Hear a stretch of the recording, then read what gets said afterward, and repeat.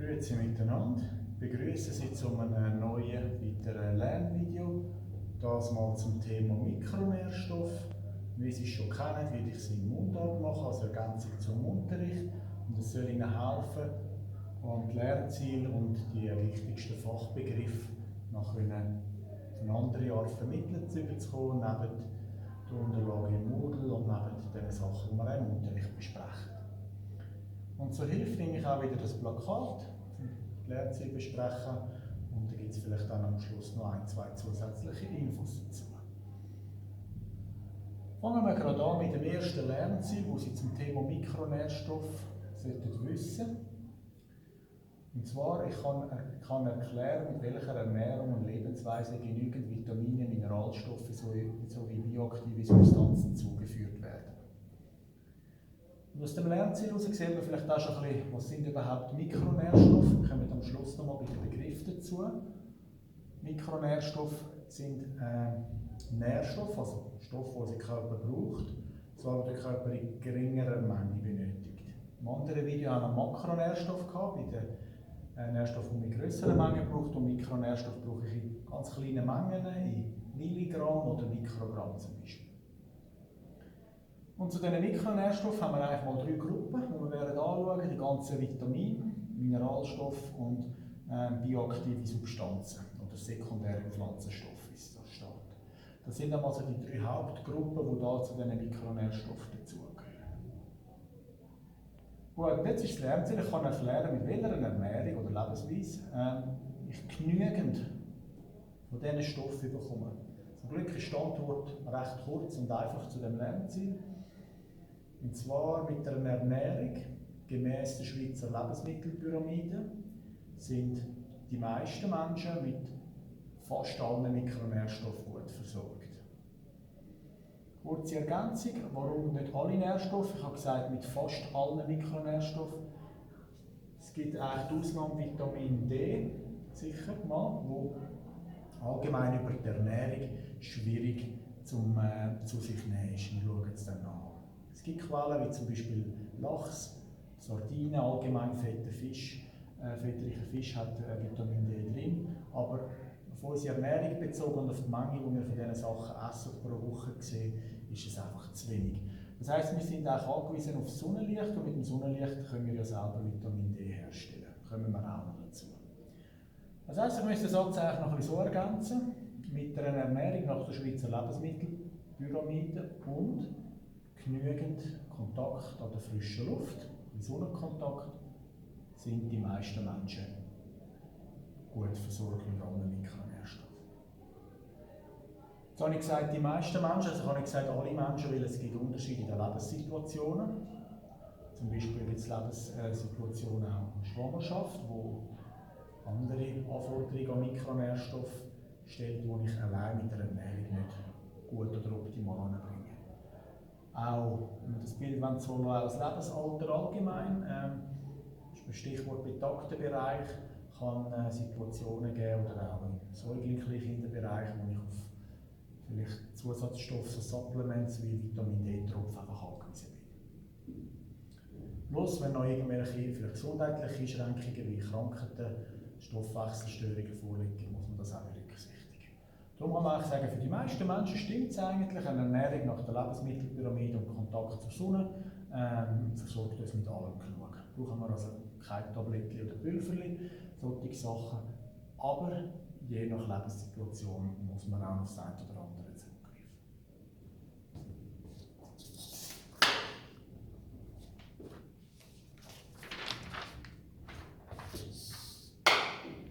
Nächstes Lernziel: ich kann benennen, welche Vitamine fettlöslich und welche wasserlöslich sind. Wir kommen hier zu den Vitaminen. Was das Wort genau bedeutet, schauen wir am Schluss bei den Begriffen an. Das Lernziel verlangt einfach, dass Sie sagen können, welche sind fett- und wasserlösliche Vitamine.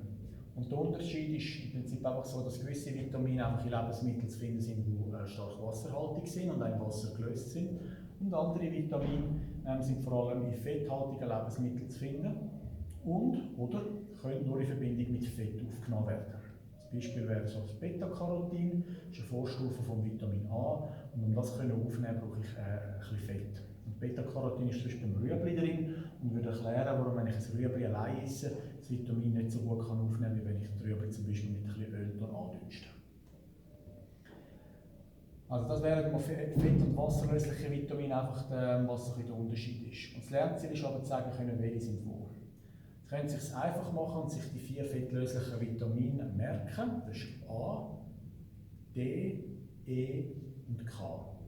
Also Vitamin A, Vitamin D, Vitamin E und Vitamin K sind die 4 fettlöslichen Vitamine. Und die anderen 9, die noch fehlen, zu diesen 13, die es gibt, sind wasserlöslich. Ich finde, mehr müssen Sie im Detail nicht wissen. Es langt für die Praxis auch, wenn man die 4 fettlöslichen weiss. Und dann kann man sagen, die ganze restliche, also Vitamin C und die ganze B-Gruppe, gehört dann eigentlich zu den wasserlöslichen. Also auch Folsäure, Vitamin B6, Vitamin B12, Proteinsäure, Biotin und so weiter. Aber für die Praxis langt es völlig, wenn Sie wissen, die 4 fettlöslichen sind A, D, E und K und der Rest ist wasserlöslich.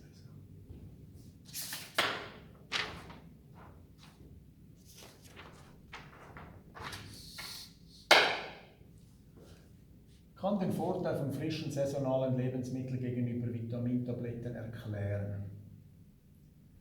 Da kann man ruhig das Wort auch ergänzen mit gegenüber Mineralstofftabletten oder den Mineralstoff-Kombi-Tabletten oder so, die man kaufen kann. Also was ist jetzt der Vorteil von frischen, saisonalen Lebensmitteln? Zuerst muss man wissen, dass beide die Vitamine enthalten.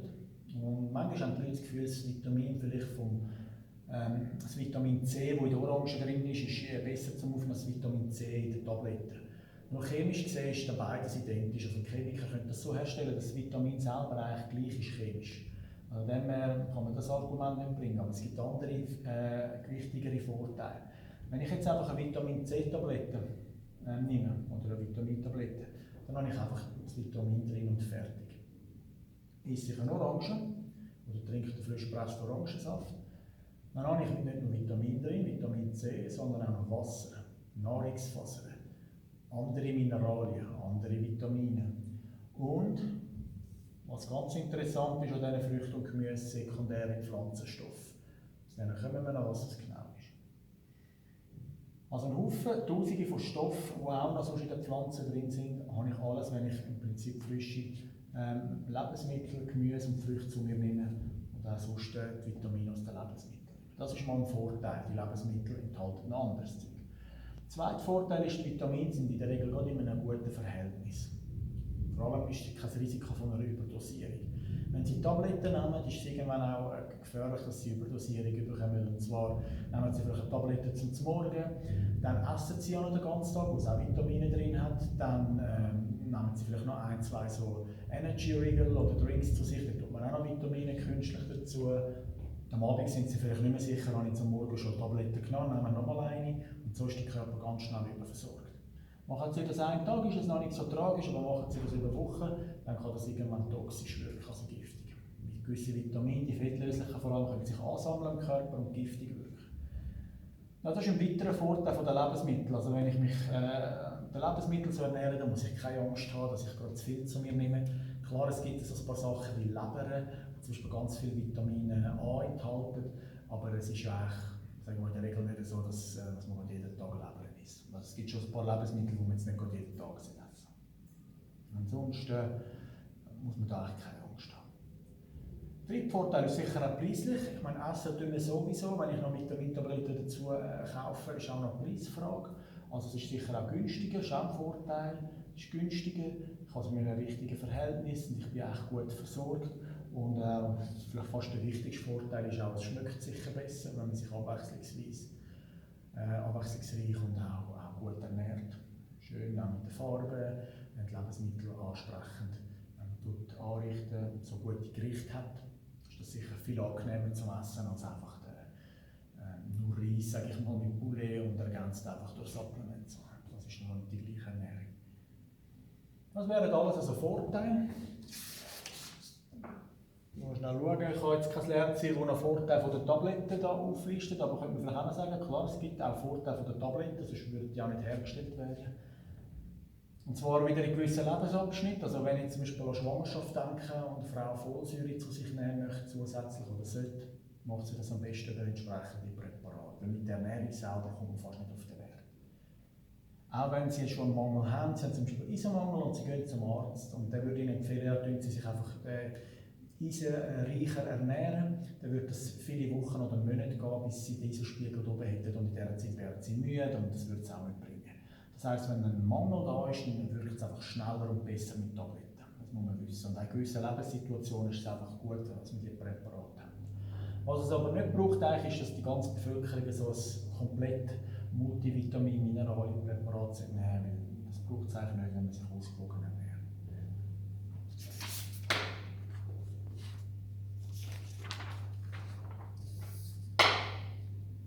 Ja, das nächste, was auch sicher wichtig ist, weil es doch auch ein guter Praxisbezug da ist für Sie als VB zu diesem Thema. Zwar, dass Sie 5 Massnahmen beschreiben, wie im Alltag Vitamine und Mineralstoffe in Lebensmitteln möglichst erhalten bleiben. Also das Lernziel tut eigentlich annehmen, okay, jetzt haben wir etwas gekauft, die Lebensmittel sind eingekauft. Was kann ich machen als VB, damit die Vitamine, die da schon drin sind, möglichst bleiben und nicht kaputt gehen? Da kennen Sie sicher schon Haufen Sachen, die Sie im Alltag automatisch machen. Wir tun die Sachen, die man kühlen, in den Kühlschrank. Weil es gibt Vitamine, die bei der Wärme schneller kaputt gehen. Man muss vielleicht auch noch wissen, dass jedes Vitamin auf andere Sachen empfindlich ist. Also sind nicht alle auf die gleichen Sachen empfindlich. Also gewisse sind auf Wärme empfindlich, dann kann ich es kühlen. Gewisse sind auf Licht empfindlich. Also wenn UV-Strahlen kommen, geht es kaputt. Das kann ich umgehen, indem ich die Lebensmittel gut einpacke. Milch ist in einem nicht durchsichtigen Tetrapack, oder wenn es im Glas ist das Glas ein bisschen braun tönt, also es ist nicht einfach in einem weißen Glas. Also ich kann es lichtdicht verpacken. Dann kann ich es auch noch luftdicht verpacken, also es gibt Lebensmittel, die mit Luft, mit Sauerstoff reagieren und kaputt gehen. Ich kann es zum Beispiel vakuumieren oder sonst luftdicht verpacken.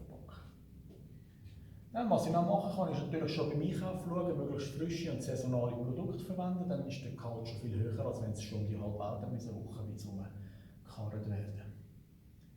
Man kann Tiefkühlpräparate verwenden. Die sind eigentlich besser als ihren Ruf, vor allem wenn es um die Vitamine geht. Durch das, dass die gerade nach dem Ernten relativ schnell schockgefroren werden, sind die Vitamine eigentlich noch recht in einem höheren Bereich. Also teilweise höher als beim frischen Gemüse oder Früchten, die man kauft, weil die eben schon ein paar Tage rumgelegen sind, sage ich mal, bei Raumtemperatur. Also tiefgekühltes Gemüse ist durchaus auch eine gute Alternative, wenn es nicht noch irgendwie gesalzen oder sonst gross verarbeitet ist. Ist das sicher eine gute Sache. Nachteil ist natürlich auch ein energetischer, sprich Energieverbrauch von Tiefkühlen natürlich, wo man muss berücksichtigen. Gut, da geht es jetzt mehr um die Ernährungssachen. Vitamine bleiben auch gut erhalten bei den Tiefgefrorenen. Da hätten wir eigentlich mal die Massnahmen nochmal zusammengefasst. Ich kann es kühlen, ich kann es verpacken, ich kann es luftdicht verpacken, ich kann frisch einkaufen, ich kann tiefgefrorene Sachen benutzen und dann habe ich eigentlich schon mal etwa 5 Sachen, muss ich machen. Was ich noch weiter machen kann, ist beim Verarbeiten selber schauen. Je länger Sie es kochen oder der Hitze aussetzen, desto mehr gehen die Vitamine kaputt. Zum Beispiel Herdöpfel hat noch relativ viel Vitamin C eigentlich frisch, aber durch das lange Rumliegen im Wasser und Kochen geht mit der Zeit viel kaputt. Also je schneller und schonender ich das Gericht zubereite, mit weniger Hitze und kurzer Gardauer, desto besser. Auch noch so eine Sache ist natürlich beim Rüsten. Es ist immer besser, wenn Sie zuerst waschen und dann rüsten. Weil wenn Sie das Gemüse zuerst schneiden, sage ich mal, und rüsten, und dann ins Sieb und waschen, dann tut das Wasser die ganzen Vitamine, die jetzt nach dem Schälen an die Oberfläche kommen, sind wegspülen und dann sind sie im Abend. Also das wären natürlich auch noch wichtige Tipps. 5 Stück, das sind. Das können Sie erklären, 5 Maßnahmen.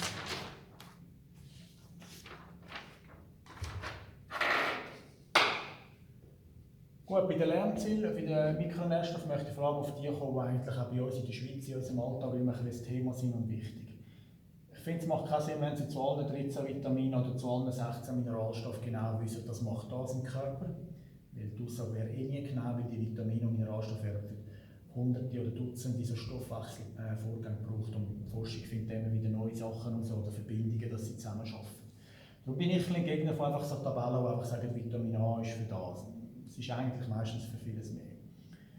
Und ich finde, es bringt auch nicht so viel, wenn wir über Vitamine reden, die bei uns in der Schweiz nie ein grosses Thema sind, weil wir echt gut versorgt sind. Wenn ich jetzt an Vitamin B1 denke, B2, dann ist eigentlich die Versorgung in den meisten Fällen gut. Und bringt es auch nicht so viel, wenn Sie als VB jetzt das auswendig lernen. Aber es gibt ein paar Vitamine, die bei uns in der Schweiz doch immer wieder ein Thema sind oder vielleicht auch auf die Lebenssituation von Ihnen als Jugendliche oder von Ihnen Betreuten eigentlich wichtig sind. Darum kommt da so ein Lernziel. Wir gehen jetzt da zu den Mineralstoffen, da gibt es 16 verschiedene. Und wir schauen jetzt aber nur ein paar neuer an. Und auch in der Unterlage haben Sie vor allem zu den paar, die mir wichtig erscheinen, noch die Informationen. Kalzium, das Lernziel. Ich kann erklären, warum Jugendliche häufiger einen Kalziummangel haben. Das Lernziel ist darum da, um auch ein bisschen sensibilisieren, weil sie gerade in dieser Altersgruppe sind.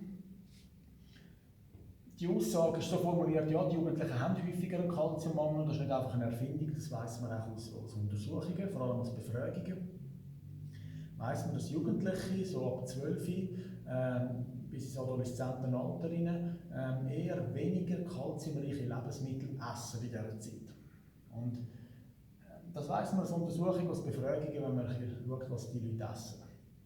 Da haben wir herausgefunden, dass die Jugendlichen eigentlich sehr wenig Lebensmittel essen, die Kalzium enthalten. Sprich wenig Milchprodukte, wenig Nüsse und vor allem auch zum Beispiel wenig Mandeln, so Sachen. Auch wenig grüne Gemüse wie Brokkoli, die zum Beispiel auch noch viel Kalzium enthalten.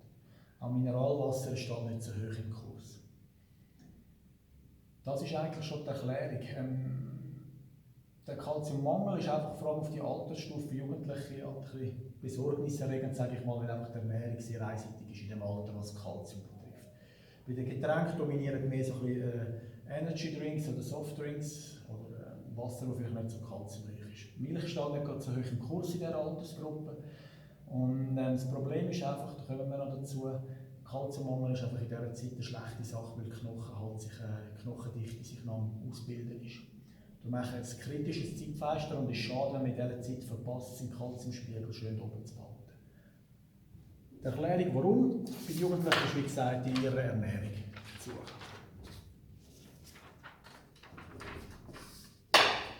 Wir bleiben beim Kalzium. Ich kann beschreiben, warum gerade für junge Frauen eine angemessene Versorgung mit Kalzium wichtig ist. Also Kalzium grundsätzlich mal wichtig für alle Menschen und für alle. Bei einem Erwachsenen so einen Bedarf von plus minus einem Gramm, also 1000 Milligramm am Tag Kalzium.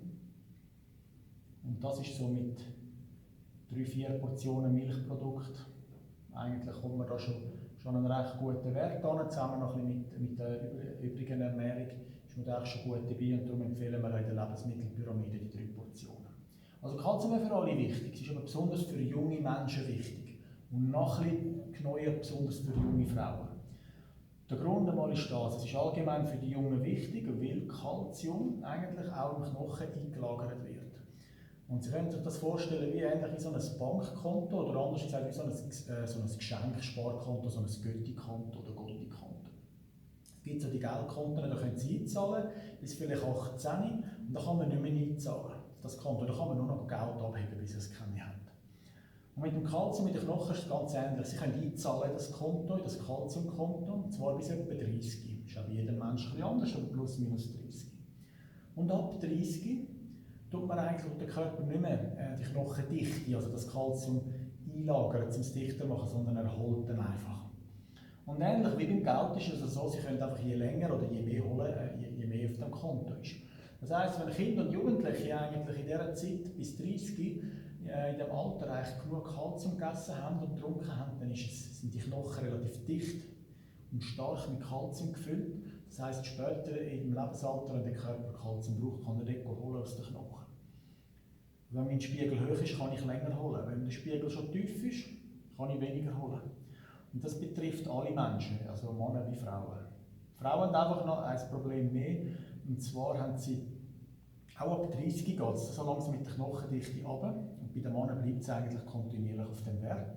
Und bei den Frauen gibt es dann irgendwann so einen Knick, der noch steiler nach oben geht. Und das ist eigentlich mit der Menopause. Also in den Wechseljahren, wenn es hormonelle Umstellungen gibt und vor allem das Hormon Östrogen eigentlich sinkt, hat das starke Auswirkungen auf den Kalziumhaushalt und auf die Knochendichte. Das heisst, Frauen verlieren nach der Menopause recht schneller an Knochendichte. Später normalisiert sich dann das wieder ein bisschen, aber es gibt schon für eine deutliche Anzahl Jahre eigentlich eine starke und schnelle Abnahme. Und auch wenn ein Mann vielleicht ein bisschen tiefere Knochendichte hat, im Teenageralter sich nicht so darum gekümmert hat, kann er gleich Glück haben und trotzdem durch die Abnahme, wenn jetzt da irgendwo ein Grenzwert ist, immer im Alter vielleicht noch knapp oben sein. Aber wenn eine Frau eigentlich da oben startet und dann schnell runtergeht, dann kann es sein, dass sie da eigentlich die Grenzen unterschreitet und vielleicht mit 50, 60 schon zerbrüchige Knochen hat. Und man redet von Osteoporose. Also gute Vorbeugungsmaßnahme ist für alle Menschen und besonders für die Frauen, als Kalzium tanken, bis 30 ihre Knochendichte aufzufüllen. Und der Ärzte können später schon noch helfen, mit Medikamenten abbauen, ein bisschen bremsen und ein bisschen Knochendichte noch ein bisschen zu unterstützen. Aber es ist alles sehr, sehr schwierig dann. Es ist alles viel einfacher, wenn sie schon im jugendlichen Alter da etwas dazu beitragen können. Darum habe ich das Lernziel hineingenommen, weil es für sie selber oder auch für ihre Betreuten, je nachdem in welchem Bereich sie arbeiten, kann das Thema sein. Wir bleiben bei den Mineralstoffen, gehen von Kalzium zu Eisen. Lernziel. Ich kann erklären, warum junge Frauen häufiger einen Eisenmangel und Männer dagegen eher einen Eisenüberschuss haben. Beim Eisen ist eine spannende Sache. Es ist eigentlich, wenn man weltweit schauen, der Nährstoff, der eigentlich, und sicher der Mikronährstoff, der am meisten einen Mangel hat, eigentlich weltweit gesehen. Besonders gefördert sind Frauen. Noch besonders gefördert sind junge Frauen, die vielleicht noch im Wachstum sind und gleich schon Blut verlieren über Perioden. Besonders gefördert sind auch Frauen in der Schwangerschaft, wenn sie nicht entsprechend vielleicht Zugang zu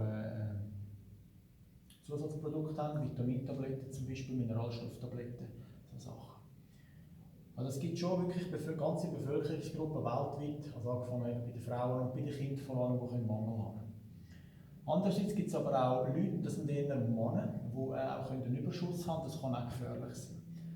Der Grund ist eigentlich simpel und es gilt auch nicht für alle Menschen, es steht auch häufiger, es ist nicht immer. Es ist nicht immer so, dass es bei den Frauen so ist und bei den Männern so ist, einfach häufiger, wenn man ein bisschen grosse Mengen an Leuten untersucht, sagen wir einfach, es ist häufiger bei den Männern so, dass sie eher mehr essen, das heisst schon mal größere Portionen zu sich nehmen und durch das schon mehr Eisen bekommen. Auch ist es eher so, dass Männer tendenziell laut Befragungen mehr Fleisch essen als Frauen. Klar kann das jetzt bei Ihnen vielleicht im Einzelfall ganz anders sein. Tendenziell einfach essen die Männer eher größere Portionen und mehr Fleisch, durch das kommen sie schon zu mehr Eisen über die Ernährung. Plus, und jetzt kommt der andere Grund, Männer in der Regel keinen Blutverlust haben. Wenn sie nicht irgendwie ein komisches Hobby haben oder so, dann haben Männer eigentlich sonst keinen normalen Blutverlust. Hingegen Frauen vor der Menopause, vor den Wechseljahren, doch über Perioden immer wieder eine entsprechende Blutmenge und über das Blut dann Eisen verlieren. Das ist wie ein doppelter Grund. Also einerseits essen sie weniger oder weniger Fleisch und gleichzeitig verlieren sie aber mehr Eisen. Das heisst, es ist schneller mal dramatisch, dass sie Eisenmangel bekommen. Wäre natürlich auch bei Männern möglich. Bei Männern vor allem eher dann bei den Buben, wenn sie im Wachstum sind. Bei Kleinkindern ist es sehr häufig. Also so im zweiten Lebensjahr ist egal ob Bub oder Mädchen, ist so ganz ein kritisches Zeitfenster, wo Kinder vielleicht häufiger einen Eisenmangel haben. Ganz einfach, weil natürlich durch den ganzen Wachstumsprozess viel Eisen gebraucht wird zur Blutbildung. Also Frauen haben häufiger einen Eisenmangel, weil sie halt weniger Fleisch essen, weniger Portionen, geringere Portionengröße haben und weil sie einfach mehr Blut verlieren und durch das Eisen. Das sind auch so ein bisschen Gründe. Darum würde ich vor allem, und das ist vielleicht Quintessenz aus dem Lernziel, den Männern eher abraten, Eisenpräparate zu kaufen oder einfach so zu nehmen. Also, ich würde eher davon abraten und sie warnen, dass sie einfach in der Drogerie oder Apotheke mal Eisen kaufen, so auf gut Glück, sondern das wirklich nur machen, wenn der Arzt einen Eisenmangel bei ihnen festgestellt hat. Bei Kindern muss allgemein mit Präparaten aufpassen, aber bei Kindern im Wachstum ist es vielleicht ein bisschen weniger kritisch, solange man es noch gut dosiert. Und auch bei Frauen vielleicht ein bisschen weniger kritisch, aber es ist immer die Empfehlung, bevor sie so ein Präparat nehmen, dass sie es ärztlich abklären. Und bei Männern besonders beim Eisen aufpassen, dass es nicht zu viel gibt. Ja, zu viel Eisen kann natürlich dann auch wie alle anderen Stoffe, was zu viel ist, giftig wirken. Also zu wenig ist nie gut an diesen Stoff, wenn es mir fehlt, aber zu viel auch nicht. Gehen wir zu einem Vitamin, schauen wir eins nach mit einem Lernziel, und zwar ich kann die Möglichkeit von einem Vitamin C Mangelrisiko bei Rauchern erklären. Ich habe das Lernziel darum so genau, weil doch auch es gibt viele Raucher noch und die sollten doch wissen, dass sie ein bisschen mehr Vitamin C brauchen. Der einfache Grund ist, durch die Entgiftungsvorgänge, die der Körper macht. Wegen diesen Schadstoffen in den Zigaretten drin braucht es mehr Vitamin C. Wie viel mehr ist etwa 35 Milligramm, oder anders gesagt, es ist so ein Apfel am Tag mehr oder so ein Glas Orangensaft am Tag mehr, zusätzlich zu den plus minus 100 Milligramm, die man am Tag empfiehlt. Auch da gibt es so von 75 Milligramm bis 120, so verschiedene Empfehlungen, also plus minus 100 Milligramm Vitamin C. Also rauchen ein bisschen mehr, aber nicht vergessen, also das bisschen mehr Vitamin C heisst dann nicht, dass sie dann irgendwie geschützt sind oder dass dann ihnen nichts passieren kann, also all die anderen schädlichen Aspekte wie Krebsrisiko und so weiter, das bleibt echt gleich. Also das darf man nicht missverstehen, dass dann das bisschen Vitamin C sie irgendwie schützt, sondern es ist einfach ein höherer Bedarf, den sie brauchen, damit sie keinen Mangel haben.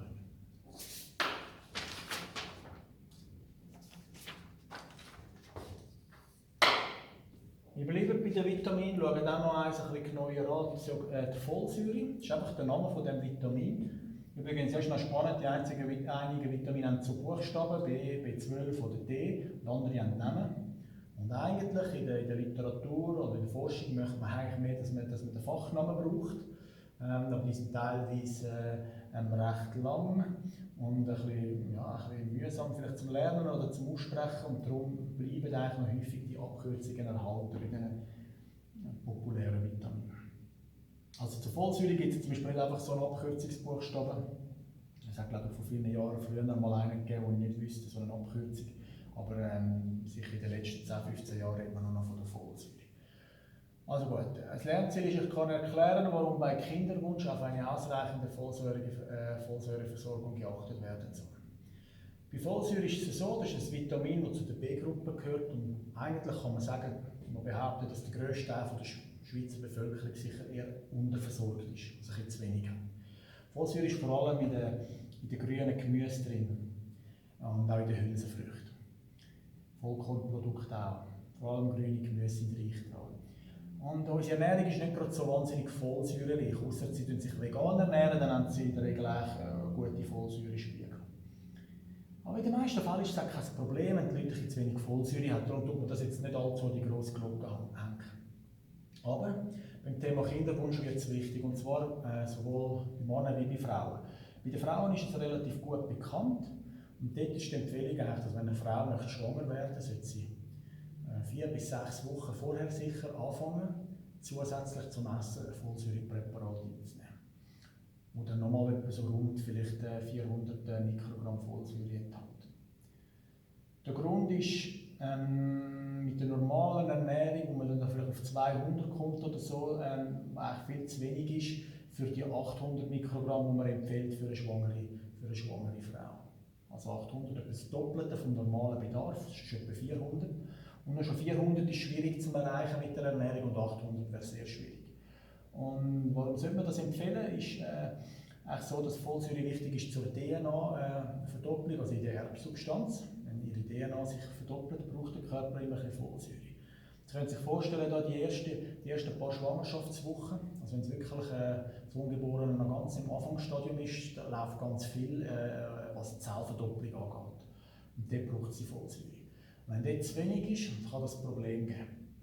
Oder anders formuliert, man weiss einfach, wenn die Frau genügend Folsäure zu sich nimmt, in dem Zeitfenster 1 Monat vor Konzeption, also 1 Monat bevor sie schwanger geworden ist, und bis etwa Ende des ersten Trimesters, also die ersten 3 Monate der Schwangerschaft, wenn sie es dort nimmt. Wenn sie das macht, hilft das einfach, das Risiko von gewissen Erkrankungen wie Spina bifida, also offener Rücken, zu verkleinern. Ich finde es noch wichtig, dass Sie die Aussage richtig verstehen. Das Risiko ist nicht 0. Und das heisst auch nicht, dass wenn die Frau das einnimmt, Folsäure, dass es nicht passiert. Aber die Aussage ist die, dass das Risiko sinkt. Also mit der Einnahme von einem guten Folsäurepräparat sinkt das Risiko markant, dass das Kind mit so einem offenen Rücken auf die Welt kommt. Auch Lippen, Kiefer, Gaumenspalten oder Gaumenspalten, die Erkrankungen haben auch ein tieferes Risiko, wenn die Folsäureversorgung gut ist. Darum empfiehlt man das. Neuere Forschungen sagen auch, dass Folsäure am Mann etwas bringt, und zwar bei der Spermienbildung hat es auch einen positiven Einfluss. Ist eigentlich ja nicht, finde ich, wahnsinnig überraschend, wenn man eben denkt, es geht ja um DNA und die Erbsubstanz, und die Folsäure wichtig ist. Also auch beim Mann kann es durchaus auch positive Aspekte auf die Fruchtbarkeit haben, Und darum bei Eltern mit Kinderwunsch ist das sicher durchaus eine Option. Für die Frau sowieso, dass sie Folsäure nimmt, und für den Mann, je nachdem, kann man es mit dem Arzt anschauen, ob das eine Option kann sein. Also ganz wichtig, Folsäure, das Thema in der Schwangerschaft. Zur Vorbeugung oder Risikoverminderung von gewissen Erkrankungen wie Spina bifida. Gut, ich denke, das lange zu dem Lernen.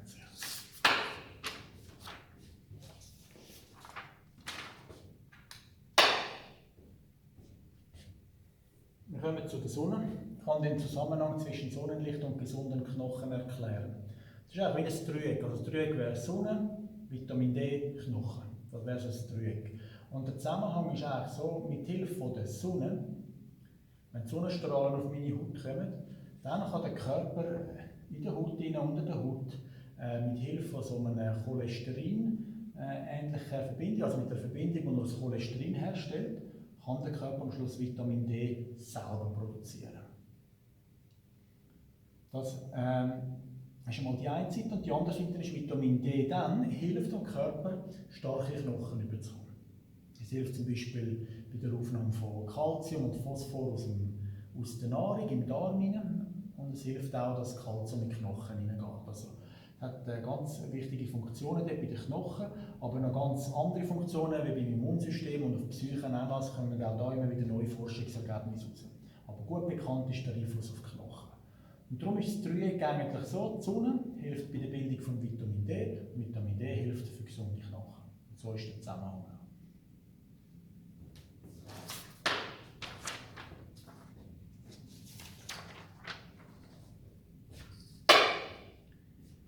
Ja, bei den Vitaminen habe ich auch mal 4 aufgeschrieben, die auch ein bisschen interessant sind, die wir jetzt eben angeschaut haben: Folsäure, C, D und jetzt noch etwas zum B12. Und das lernt Sie jetzt auch auf die Praxis abzielen, und zwar, dass Sie können sagen, ich kann erklären, welche Betreute von einem Vitamin B12-Mangel betroffen sein können. B12 ist eigentlich ein Vitamin, das meistens, wo man gut versorgt ist, also die meisten Leute haben kein Problem damit. Aber es gibt so Bevölkerungsgruppen, die auch zu ihrem Klientel gehören, und darum spreche ich es an.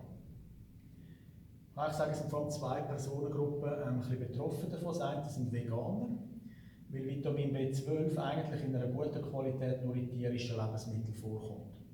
Es gibt zum Beispiel schon gewisse Algen, die auch Vitamin B12 produzieren, aber man muss auch dort schauen, dass die Qualität auch stimmt, oder dass sie in einer guten Form ist, was der Körper gut aufnehmen kann. Und das sind halt vor allem mit den tierischen Produkten eigentlich ist die einzige Quelle.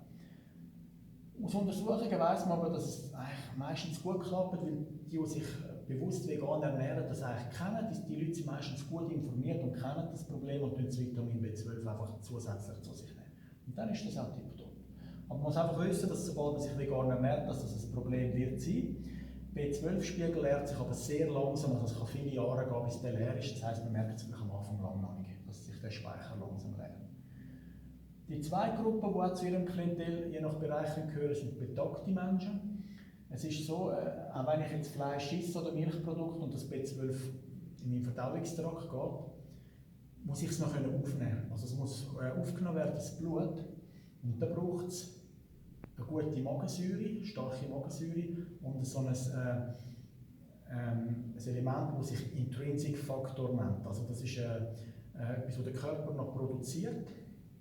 So einen Stoff, der hilft, dass man das Vitamin B12 aufnehmen kann. Und die Magensäure und der Intrinsic-Faktor ist einfach etwas, wo man weiss, dass bei älteren Erwachsenen, bei Betagten, bei so 10-30% von diesen Leuten nicht mehr so gut läuft. Das heisst, sie haben nicht mehr genügend Magensäure oder nicht mehr genügend von dem Intrinsic-Faktor. Und das kann machen, dass sie zwar vielleicht Vitamin B12 essen, aber sie nehmen es nicht mehr auf. Und bei diesen Personen schaut man dann über Präparate. Zum Beispiel über Präparate, die über die Zunge, über den Speichel aufnehmen, oder dass man es von außen zuführt, über Injektionen oder solche Sachen. Also dass man einfach im Prinzip muss schauen, dass es nicht über den Magen-Darm-Trakt aufgenommen wird. Oder man tut die Dosis einfach auch erhöhen, sodass ein Teil mehr aufgenommen wird. Also man kann dann diesen Leuten schon helfen. Also Veganer und Betagte sind so ein bisschen betroffen, darum ist es wichtig, dass sie das auch wissen beim Vitamin B12.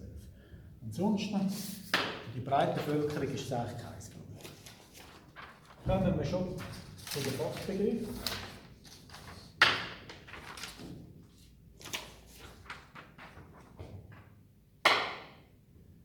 Vielleicht wären Sie je nachdem schon froh gewesen, wenn die am Anfang gekommen wären, weil es halt auch ein paar Begriffe da geht. Und jetzt kommen sie halt eigentlich am Schluss, weil zuerst Lernziele besprochen worden sind.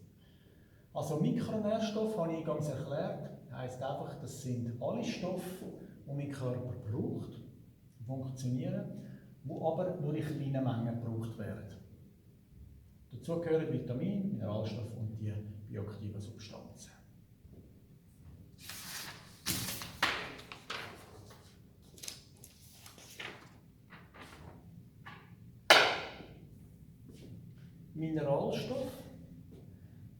Mineralstoffe sind, sagt Mikronährstoffe, und zwar unterscheidet sich ein bisschen von den Vitaminen. Zum einen kennen wir momentan 16 Mineralstoffe, die der Körper braucht. Also da gibt es Sachen wie Kalzium, Natrium, Magnesium, Kalium, Phosphor, Fluor, Eisen, Jod, Selen, solche Sachen. Und die unterscheiden sich ein bisschen von den Vitaminen, und zwar chemisch, in dem Sinne, dass sie anorganisch sind. Also das heisst, sie enthalten eigentlich keinen Kohlenstoff, sie sind ganz simpel aufgebaut und häufig bestehen sie nur aus einem Element, chemisch gesehen. Also zum Beispiel Eisen besteht einfach aus einem Element Eisen. Und da wäre unter einem Mikroskop betrachtet, ist einfach Eisen-Element an Eisen angehängt. Und durch das, dass sie nur aus einem Element bestehen, sind sie sehr zäh und man kann sie eigentlich fast nicht oder gar nicht kaputt machen. Das heisst, das Eisen, das im Fleisch drin ist, das geht nicht kaputt. Egal, ob sie das Fleisch kochen oder 3 Stunden backen oder was sie machen damit, Fritteuse rühren, tiefgefrieren, das Eisen bleibt immer gleich. Hingegen die Vitamine, die gehen dann schneller kaputt. Mineralstoffe sind unempfindlich, sind eigentlich unzerstörbar, normalerweise. Die einzige Art und Weise, wie das verloren gehen kann, ist über das Lavabo, wenn ich es irgendwie über den Rüstverlust habe. Also wenn ich etwas schäle und es mit dem Wasser dann so weggespült wird, dann ist es halt fort. Aber in dem Sinne kaputt geht es nicht. Und das Eisen kann in den Boden gelangen und über den Boden dann auch wieder zum Beispiel in die Nahrungskette gelangen und so können wir es auch wieder zu uns nehmen. Eisen kann man sogar aufnehmen, zum Beispiel über eine Eisenpfanne, das ist auch möglich. Also die Mineralstoffe oder auch Aluminium, das kein in dem Sinne für uns ein Mineralstoff ist, aber auch zu dem Metall gehört, eigentlich auch so in den Körper hineinkommt. Also relativ unzerstörbar, anorganisch, aber trotzdem für unseren Körper eigentlich wichtig. Die 16. Gut.